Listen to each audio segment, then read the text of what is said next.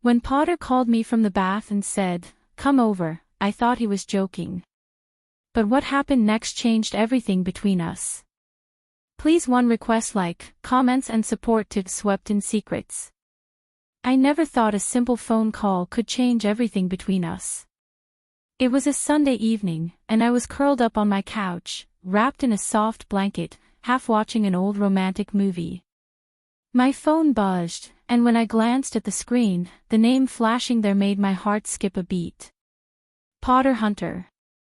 Potter had been my best friend since college, steady, dependable, the guy who knew all my secrets, including the embarrassing ones. We'd shared so much over the years, coffee-fueled late nights, failed relationships, and countless inside jokes, but never crossed that invisible line between friendship and something more.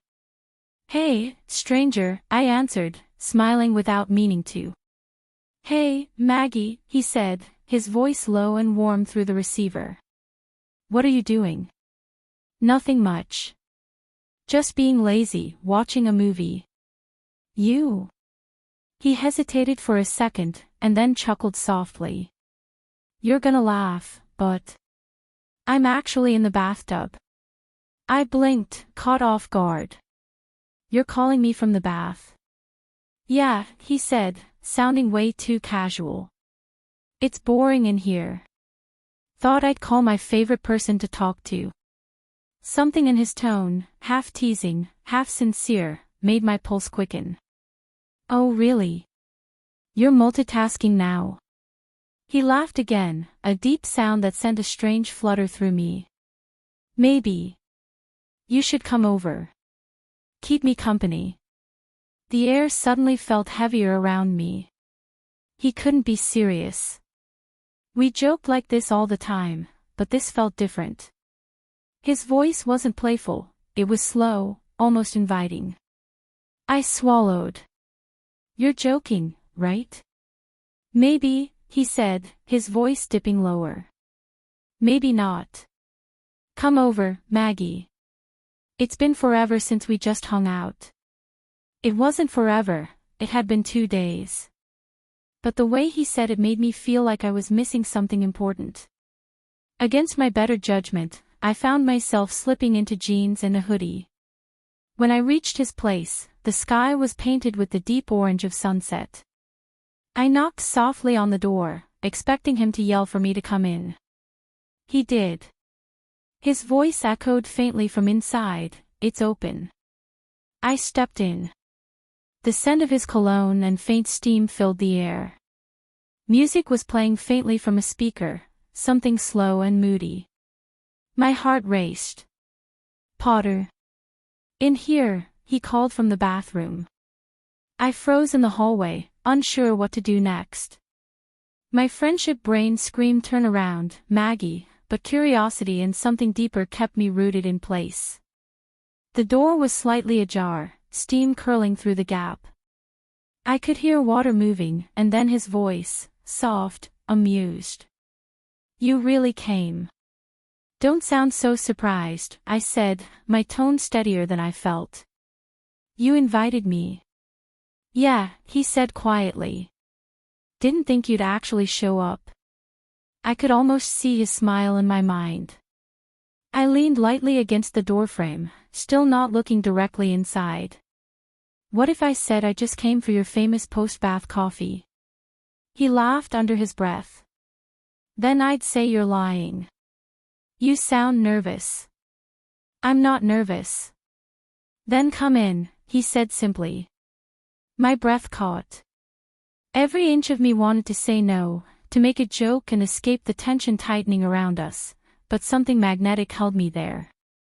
I took one step forward, and the soft sound of water sloshed met my ears.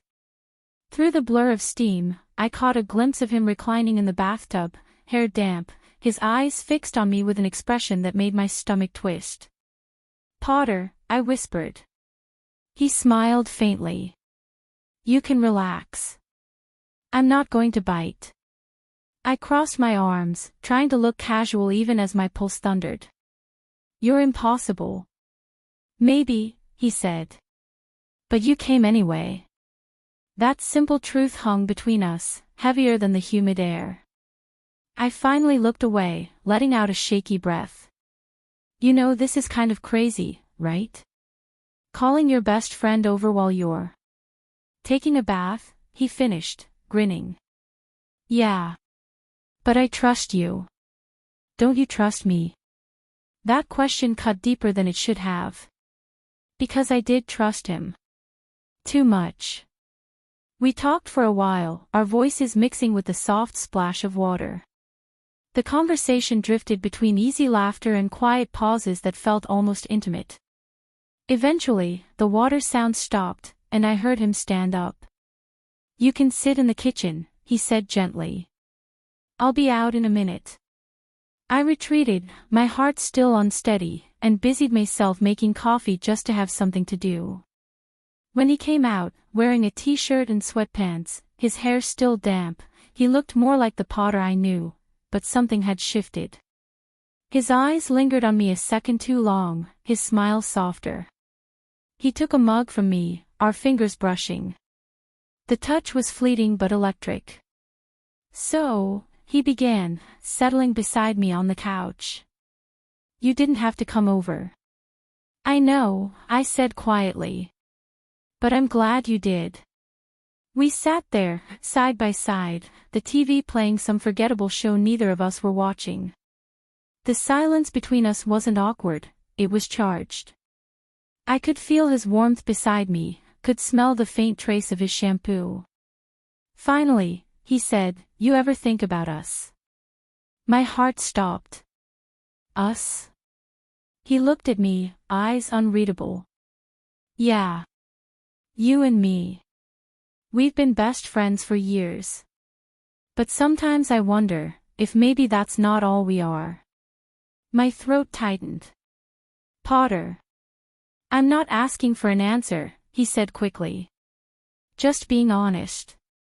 Tonight felt different. When I called, I didn't plan anything. I just wanted to hear your voice. And when you came, I realized how much I missed you. The honesty in his tone disarmed me. All my defenses crumbled. I didn't know what to say, so I didn't say anything. He reached out slowly, his hand brushing mine, then lingering. My pulse thudded in my ears. I looked up at him, searching for words that didn't exist. But he didn't kiss me. He just sat there, his thumb tracing gentle circles on the back of my hand. The moment was electric and tender all at once. I don't want to lose what we have, I whispered. You won't, he said softly. Not unless you want more. That night stretched endlessly.